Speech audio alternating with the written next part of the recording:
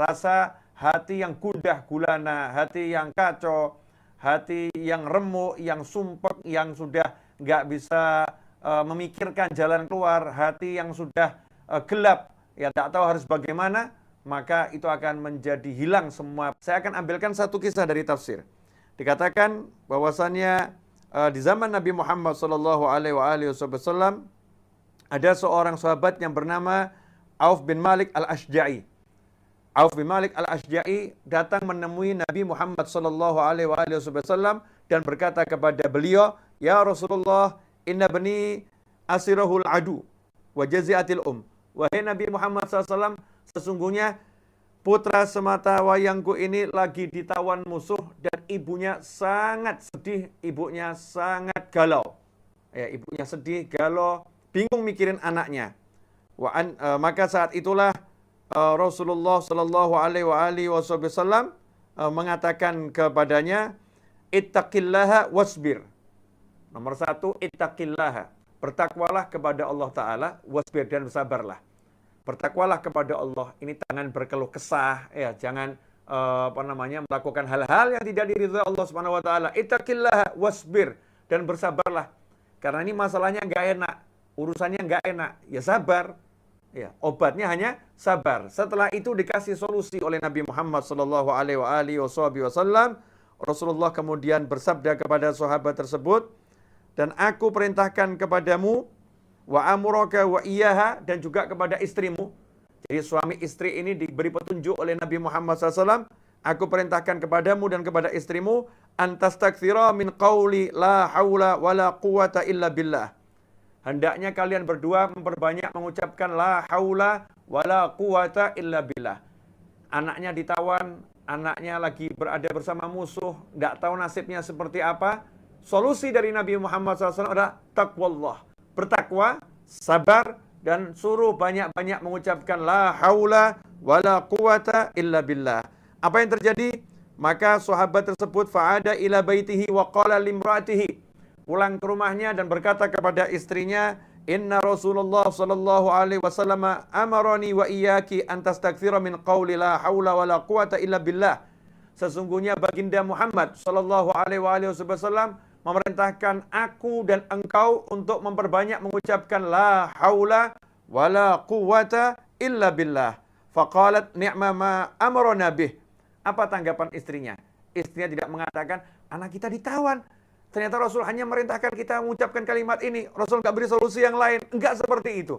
Tetapi meyakini solusi dari Nabi Muhammad SAW adalah solusi yang terbaik. Seraya mengatakan ni'mah, sebaik-baik apa yang diperintahkan Nabi Muhammad SAW adalah perintah yang terbaik. Saran yang terbaik yang disarankan oleh Nabi Muhammad SAW. Faja'ala yaqulani. Kemudian keduanya langsung mengucapkan la haula wa la quwata illa billah. Diceritakan sahabat tersebut datang sewaktu Isya. Pulang ke rumah, ngomong sama istrinya, langsung mengamalkan la haula wa la quwata illa billah, dibaca sampai subuh. Nggak terasa, berdua mengucapkan la haula wa la quwata illa billah. Ini sekarang yang lagi ada masalah nih. Yang lagi suntuk nih kalian karena masalah hutang atau karena penyakit atau karena apapun. Ya, setelah mendengar ini ucapkan la haula wa la quwata illa billah. La haula wa la quwata illa billah. La haula wa la quwata illa billah. Hanyutlah dengan ucapan tersebut. Sandarkan pada Allah Subhanahu wa taala. Apa yang terjadi? Berkumandang azan subuh, tiba-tiba pintu rumah itu diketuk.